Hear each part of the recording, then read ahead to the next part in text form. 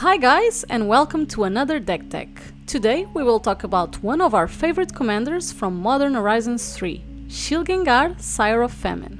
We just fell in love with the amazing art for this card. Shilgengar is a 3 colorless, 2 black flying elder demon with 6 power and toughness that states: sacrifice another creature, create a blood token.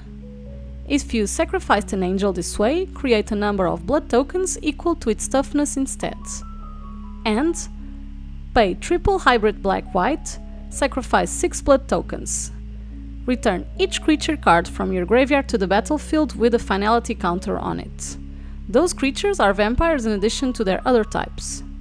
For this commander we decided to go for an angel themed deck and Reanimator.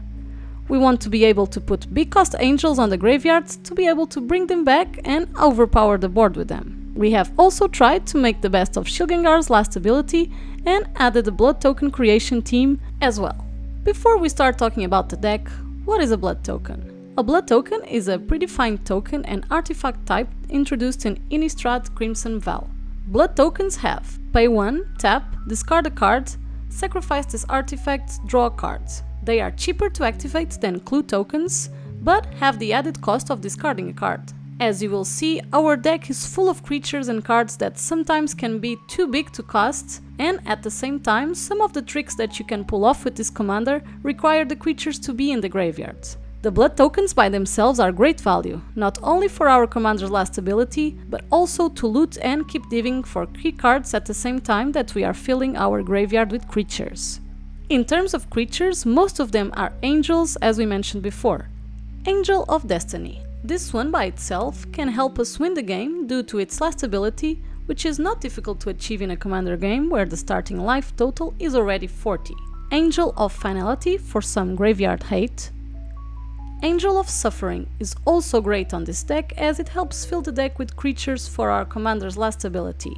Also, if we were to mill too many cards, we can use our commander's first ability to sacrifice Angel of Suffering to prevent us from decking ourselves.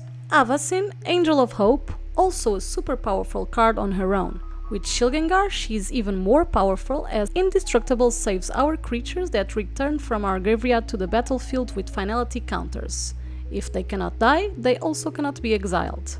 Battle Angels of Tyr, another great card, as after we do combat damage, it can ramp us, give us life and also card draw. But in this deck you can also sacrifice the myriad tokens after the damage is dealt to our commander for a total of 8 blood tokens. Notably, this card is also 4 mana and our commander is 5, so we can use this to curve out perfectly. Giada, Fount of Hope, is both ramp and counters. The cheapest angel that we have in terms of mana to help us at the start of the game.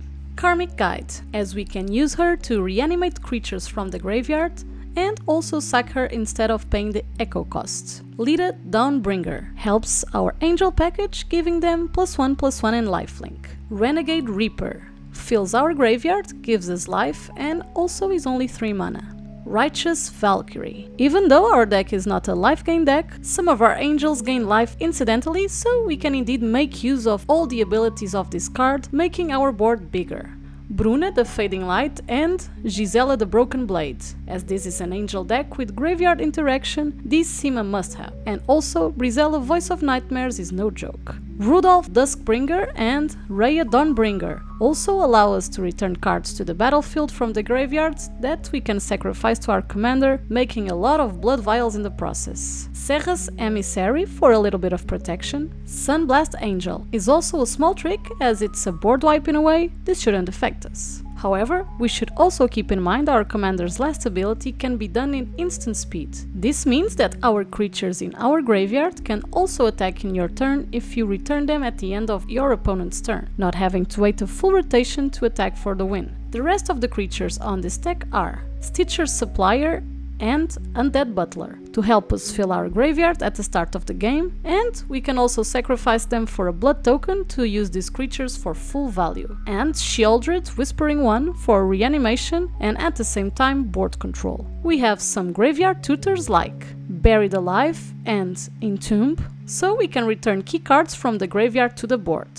Malaki Rebirth is also a trick that you can do on a creature that is either going to die or that you are going to sacrifice to your commander, as the creature will return and the vials will still be created. For Reanimation, we have Reanimate, Whip of Erebus, Animate Dead, Unburial Rites, Victimize, Persist, Exhume, as our creatures in general are better value than our opponents. And the same argument can be made for our mass reanimation spell, Patriarch's Bidding. Alternatively, you can also return your creatures by switching blood vials for creatures in your graveyard with Lich Knight's Conquests. And to keep in mind, if we return our creatures with these cards, they do not come with finality counters.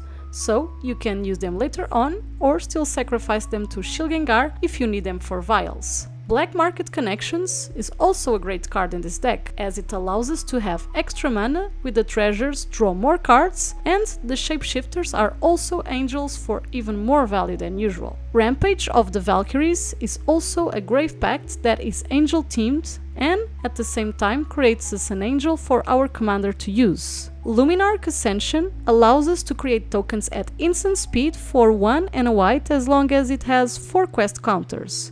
These can be earned very fast as this card triggers on each opponent's end step and the counters are not removed after paying the mana. So you can use this card to use all your mana and in no time you will have a huge board of angels. Lastly, this deck doesn't have any combos, but it does have a few tricks that you can pull off to win the game. One of those tricks is either having Solemnity, when you use our commander's last ability, so the creatures return from the graveyard to the board with no finality counters, so you can keep using them to either make more vials or immune to the board wipes if things go south. You can also have Thief of Blood in your graveyard when you use our commander's ability. After entering the battlefield, Thief of Blood will remove all counters from all permanents. This will kill all planeswalkers, +1/+1 strategies, but in our case also remove all finality counters from our creatures. Another trick you can do is Blink, Eerie Interlude and Ghostway are mass blink instants for 3 mana that remove the finality counters and dodge a board wipe if that's a situation at hand.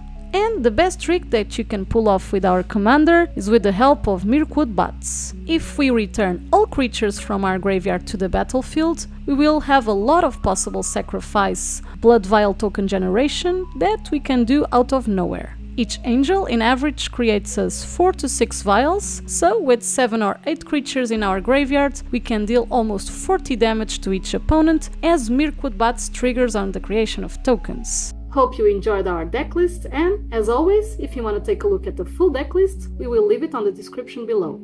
We want to hear your opinion and what cards would you add to the deck. We have a Ko-fi, so if you would like to support the channel, and as always, thank you so much and see you next time!